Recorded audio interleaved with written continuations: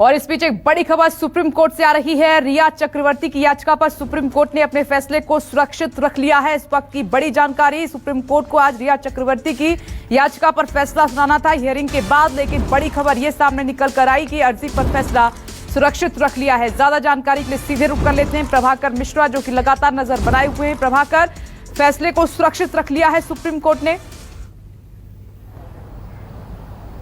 निश्चित तौर पर सुप्रीम कोर्ट ने इस मामले में फैसले को सुरक्षित रख लिया है और सभी पक्षकारों को कहा है कि जिनको अब जो बातें कहनी हैं वो लिखित सबमिशन, रिटन सबमिशन इसको बोलते हैं, वो थर्सडे तक, गुरुवार तक अपना जमा कर दें। महत्वपूर्ण बातें ये रही कि केंद्र सरकार ने सीबीआई जांच का बचाव किया और उन्होंने ये कहा कि अभी तक जो महाराष्ट्र सरकार की तरफ से जो दलीलें दी गई हैं और चाहे जो जांच रिपोर्ट, स्टेटस रिपोर्ट जो फाइल की गई है, उसमें जो बात कही गई है कि अब तक 56 लोगों से पूछताछ हुई है, केंद्र सरकार ने कहा कि उस पूछताछ, उस जांच का कोई मतलब नहीं रह जाता, वो कानून सम्मत नहीं है, क्योंकि अभी तक इस मामले में FIR दर्ज नहीं हुआ है। ये वही बात है जो बिहार सरकार की तरफ से कही गई है, ये वही बात है जो सुशांत सिंह राजपूत के पिता के वकील ने कही है।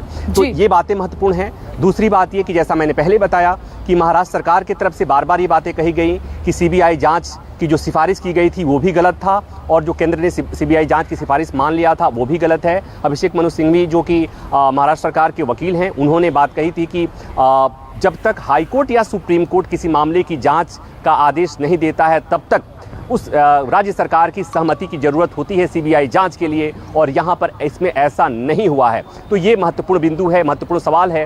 सुप्रीम कोर्ट ने जो फैसला सुरक्षित किया है, दरअसल उसमें बात ये थी कि क्या पटना में जो FIR दर्ज हुआ था उसे मुंबई ट्रांसफ़र किया जाए। दूसरी बात कि अब सुप्रीम कोर्ट जो फैसला सुनाएगा वो ये सुनाएगा कि जो जांच सीबीआई कर रही है, सीबीआई की जो जांच चल रही है, क्या वो चलती रहेगी या उस पर विराम लग जाएगा, या जैसे महाराष्ट्र सरकार की तरफ से जो बात कही गई थी, रिया चक्रवर्ती की तरफ से बात कही गई थी कि जो सीबीआई जांच कर रही है उस जांच को वापस, उस FIR को वापस महाराष्ट्र पुलिस को सौंप दिया जाए।